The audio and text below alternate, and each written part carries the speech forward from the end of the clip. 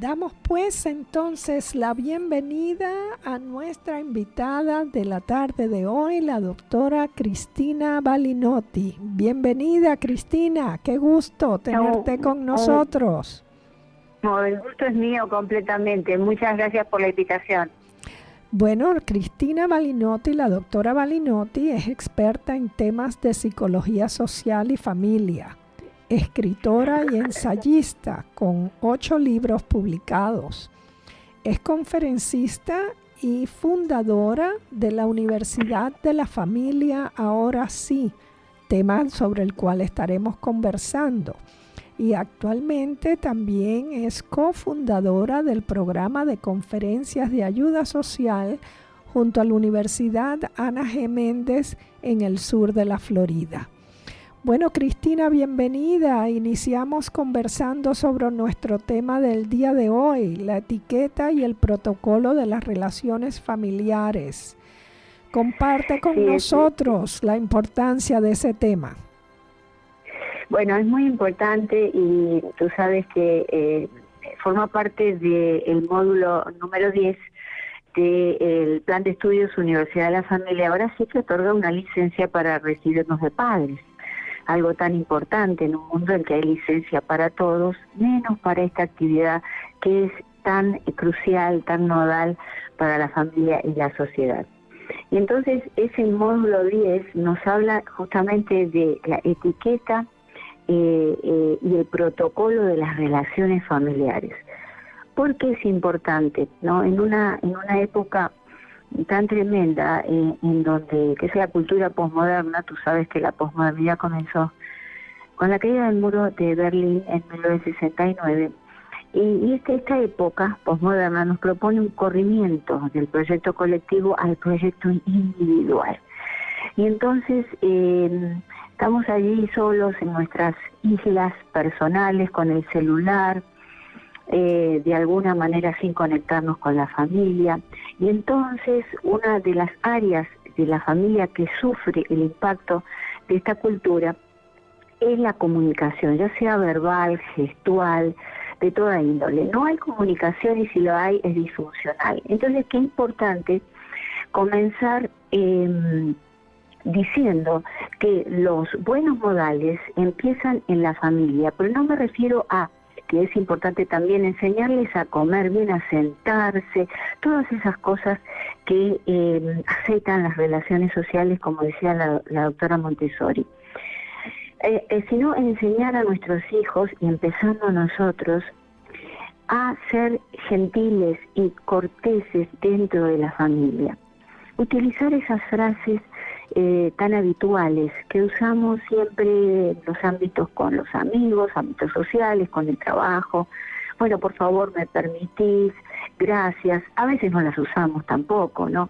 Pero quiero decir que si nos esforzamos más afuera que adentro, y a casa llegamos cansados, con una cara larga, y cuando nuestros hijos o nuestras esposos o esposas quieren hablarnos, quizá, bueno, déjame tranquila, porque tuve un día terrible, tengo que descansar. Y entonces se ha perdido ese contacto suave, esa caricia positiva, que es la buena palabra. El preguntarle al otro cómo está, el iniciar un diálogo. ¿Y por qué no? La gente me pregunta, ¿por qué voy a tener que pedir disculpas o por favor a un hijo para que traiga algo? Bueno, porque esa es la manera en que nosotros vamos a enseñar cómo se comporta el individuo en la sociedad para ser exitoso. Para el crecimiento personal, en definitiva. Sí, sumamente importante. Sí, dime. Sí, que te decía que es sumamente importante porque hoy en día, lo que tú mencionabas, llegamos a la casa cansados y entonces hay que poner en práctica ese refrán de nuestros abuelos, ¿no? De que la caridad empieza por casa.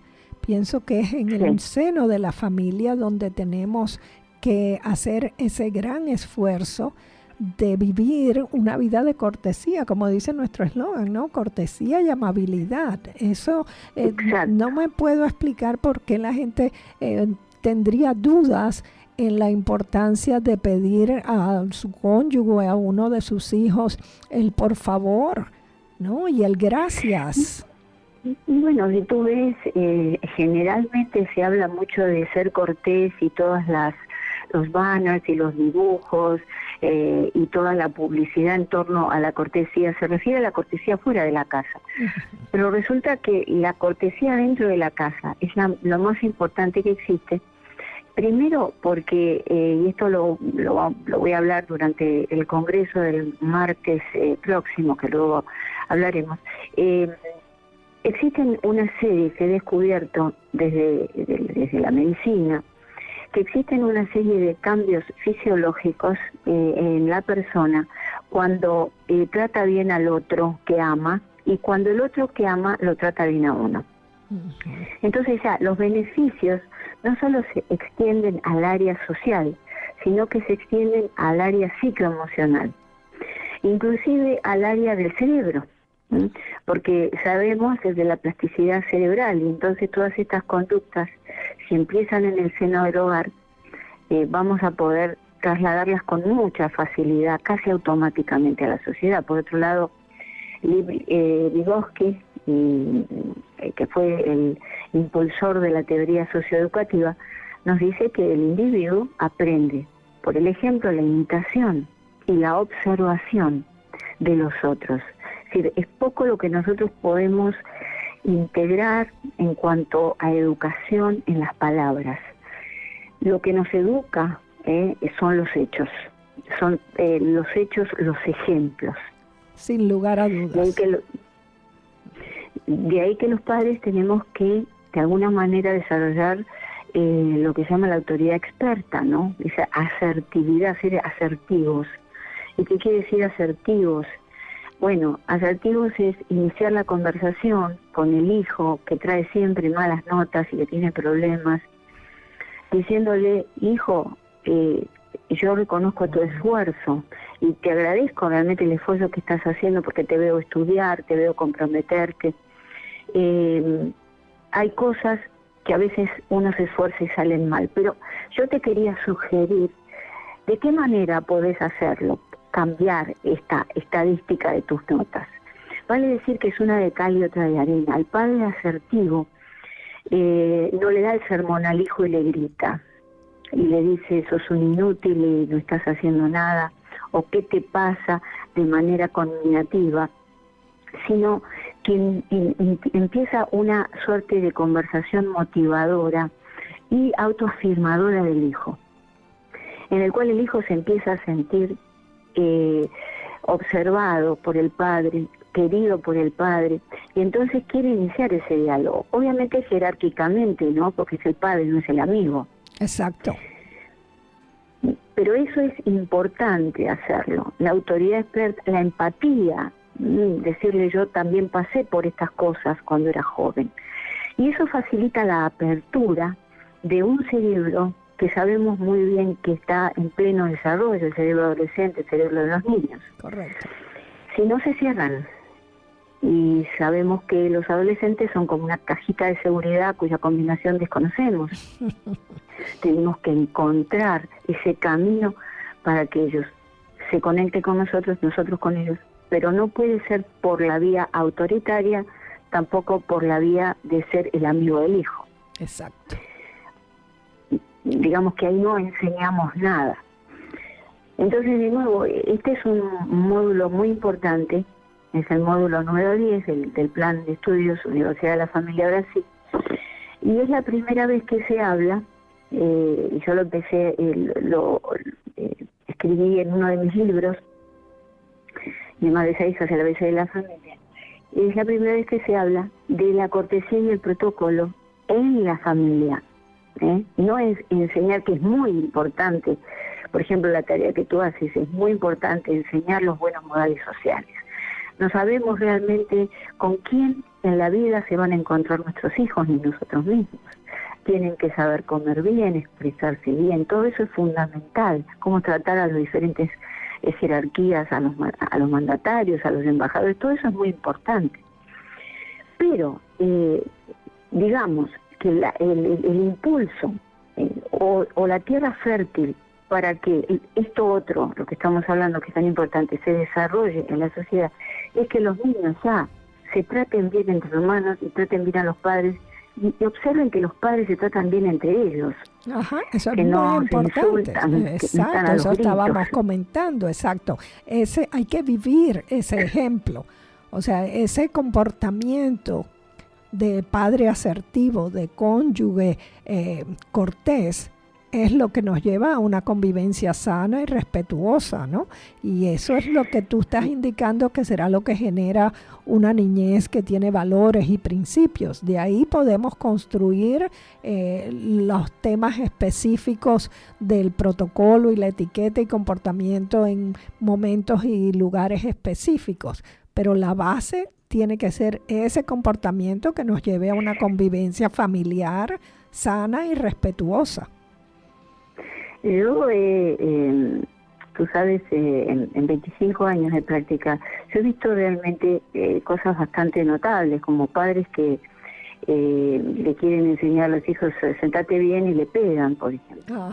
O agarrar los cubiertos bien, toma los cubiertos bien, tú sabes dónde va, pero no lo hagas así, entonces le dan un coscorrón o le pegan en la cabeza. Bueno. Es decir, están realmente contraproducente, destruyendo lo que quieren enseñar. Exactamente. Es decir, claro, el niño como a lo mejor va a aprender, si el padre tiene suerte y es un niño que no tiene ciertas predisposiciones a la violencia, a la rebeldía patológica, a lo mejor va a aprender esa ceremonia de poner bien el cubierto en su lugar, el tenedor, el cuchillo, pero lo que no va a aprender es a tratar bien a la gente. Exactamente. Entonces va a ser una persona que ubique muy bien los platos en la mesa o todo eso, pero a la hora de el cara a cara con la persona que amo, la familia que forme, va a ser un desastre, va a ser agresivo.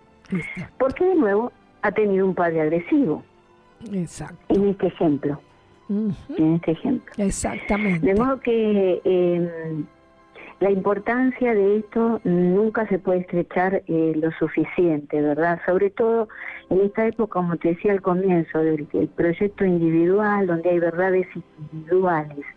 Y entonces se está desintegrando el proyecto civilizatorio que está basado en verdades universales, en valores, en principios universales y en moral, que es el conjunto de costumbres, que todos tenemos que observar para no destruirnos como especie. Exacto. Entonces vemos que lamentablemente está ocurriendo esto. Y por lo tanto es en el seno de la familia, que es la célula primaria del engranaje social, es donde se tienen que aprender estas conductas saludables. Y te repito, tú vas a estar conmigo en el Congreso, vas a visitar el Congreso el martes, y te vas a sorprender de los múltiples beneficios a nivel cerebral y fisiológico que provocan los buenos modales. Es decir, que ya las neurociencias y ya la ciencia en particular nos va a decir a nosotros, nos dice a nosotros, mejor dicho, todos estos beneficios. Los descubren a través de investigaciones, estudios longitudinales que vienen haciendo hace 20, 25 años con poblaciones de niños recién nacidos y los van siguiendo, ¿verdad?, a lo largo de su desarrollo. Y todo esto está ahora surgiendo, emergiendo. Por eso tenemos que aprovechar para hacer esta pedagogía, ¿verdad?, del encuentro familiar, para que sea mucho más saludable, para que nuestras conductas cambien y podamos llevarnos mejor. Mira, la doctora María Montessori, como ya te comenté, decía que los buenos modales son el aceite de las relaciones sociales. Obviamente se estaba refiriendo a las relaciones fuera del ámbito de la casa. Pero yo en uno de mis libros digo que los buenos modales en el seno de la familia y con aquellos que amamos son la miel que cura las congestiones emocionales. Cualquier problema que surja en la familia siempre va a ser mucho más procesable, mucho más solucionable si nos llevamos bien, si nos cuidamos. Ese por favor, ese disculpame, mira, no pude hacer esto que me pediste. Claro. Perdón, todas esas palabras que solamente las reservamos para los extraños. Ajá, exactamente, porque esas palabras, esa manifestación de los buenos modales es lo que nos enseña a convivir. Y como tú bien dices, donde primero tenemos que aprender a convivir y a sobrellevarnos y a aceptar las deficiencias y las fortalezas que cada miembro de la familia pueda tener, es justamente con el manejo de las buenas relaciones, ¿no? Me parece fundamental. Háblame un poquito, Cristina, de cómo ayudaría el plan de estudio de la Universidad de la Familia, ahora sí, a formar esos padres que sepan, porque lamentablemente muchos padres, como el ejemplo que tú ponías de exigir una conducta, pero exigirla a través de la violencia y de el trato áspero, así sea verbalmente, muchos padres lo hacen no porque quieran, sino porque no tienen otras herramientas, no saben hacerlo de una manera diferente. ¿Cómo el pensum de estudio que tú has diseñado ayudaría a formar esos padres? Bueno, en principio debemos saber que todo conocimiento se internaliza y realmente se procesa y se puede pasar a una conducta si es repetitivo. Por ejemplo, yo siempre digo, a nadie se le ocurre atender un paciente sin haber pasado por medicina y aprender una serie de cosas por repetición. Es decir, la repetición es muy importante. En estos momentos hay cursos muy valiosos, hay seminarios, hay revistas de divulgación que nos dicen y nos dan algunas pistas sobre determinadas formas de criar al hijo en determinadas circunstancias, ¿no? Por ejemplo, cuándo va a caminar o cómo debes tratarlo tú cuando se está por dormir para que duerma mejor. Todo eso es valioso, pero resulta que se olvida porque no tiene la consistencia de la repetición. Ese es el estudio. Que, de la misma manera que, te repito, tienes que estudiar para ser médico o abogado, pasar por una serie de materias, lo mismo es esto. Y debe ser, es mi gran sueño, que en el futuro esto pueda ser presentado, el título que ofrece, que el título es Crianza, Capacitación para la Crianza de los Hijos y Formación de una Familia.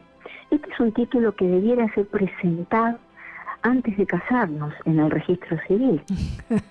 Vale decir, claro, porque si tú te fijas, los cursos que ofrecen, yo también, cuando me casé hace muchísimos años, en mi primer matrimonio, pasé un curso de 3 días, creo que fue, o 2 días. Ahora son un poquitito más largos. Pero, ¿qué haces tú con eso? ¿Qué aprendes tú con eso?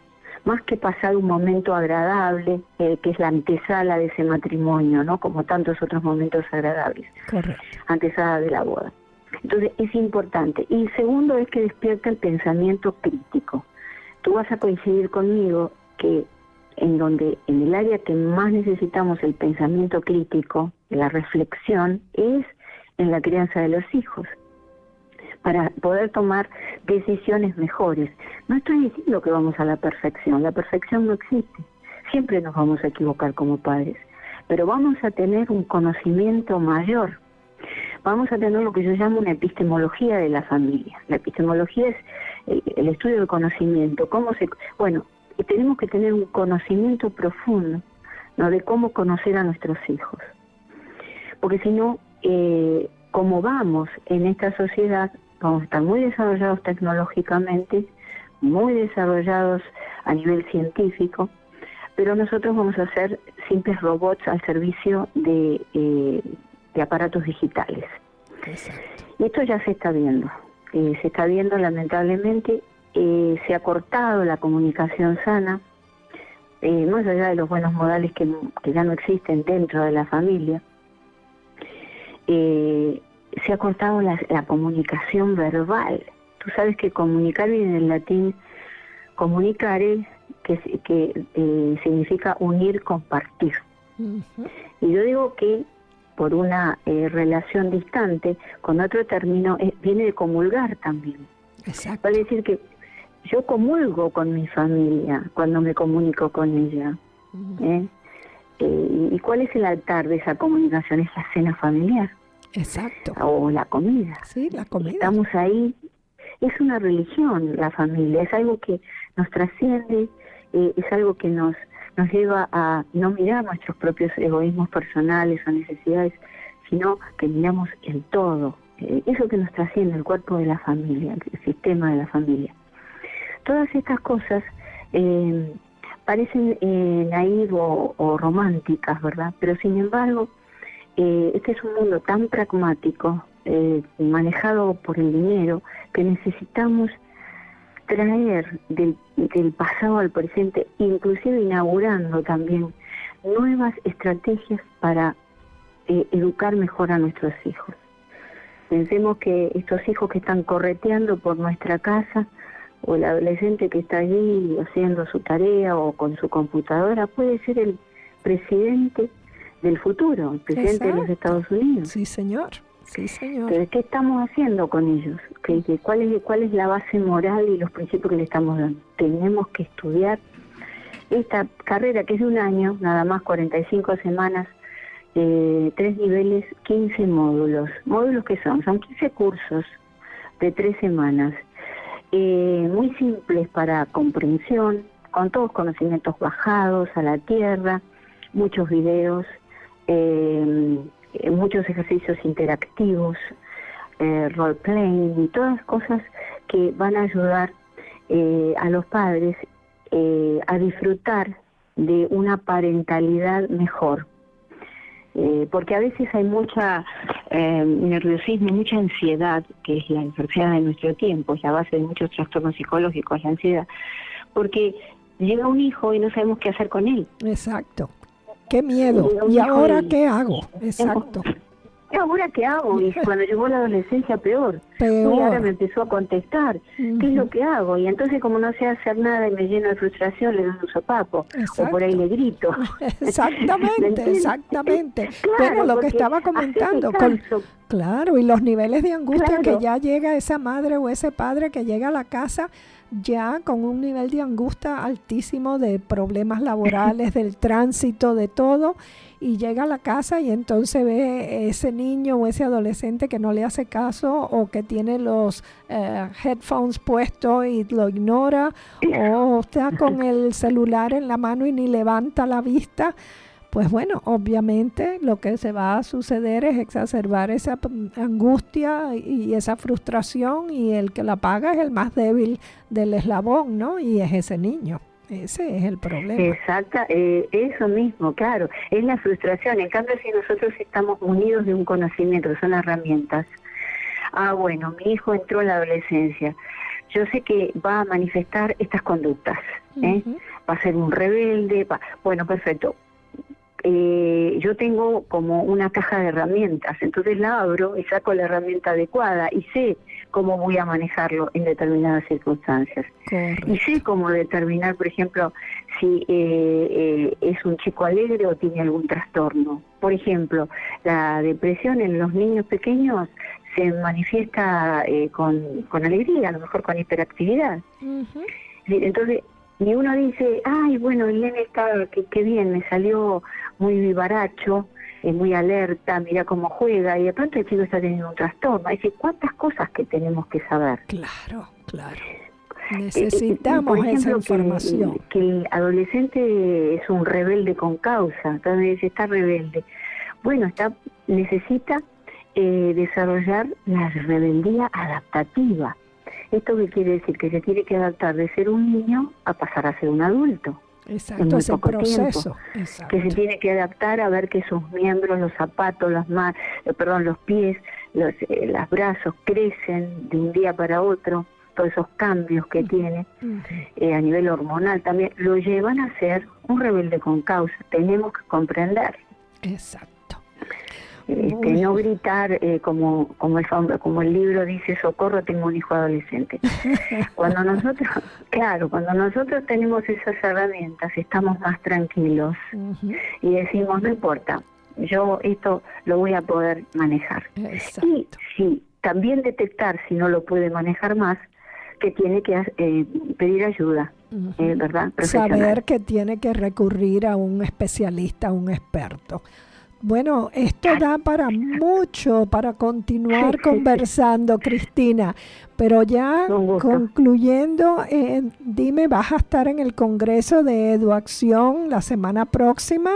Dime si alguien de nuestros oyentes quisiera acercarse. Está dirigido fundamentalmente a educadores, pero ¿qué día vas a estar tú y tu conferencia, tu taller interactivo va a ser? El martes 3 de julio de 2 a 5 de la tarde, se llama Ser Padres en la Era de Internet, el desafío de nuestro tiempo. Y pueden inscribirse en www.eduaccioncongress/talleres. Ok, eduacción.org. Congress/talleres.org. Bueno, sí, exactamente. Cristina, te damos las gracias desde Portada de Etiqueta por tu participación, sumamente importante todo lo que has compartido con nosotros, y que queden nuestros oyentes la información de la Universidad de la Familia, ahora sí, un programa para formar padres asertivos y que estén en capacidad de formar niños con valores y principios. Muchas gracias a la doctora Cristina Balinotti por habernos acompañado en la tarde de hoy. A ti. Y te tendremos nuevamente con nosotros, si Dios quiere, en un futuro próximo. Gracias de nuevo. Gracias. Felicitaciones a ti por tu programa y tu aporte. Muchas gracias.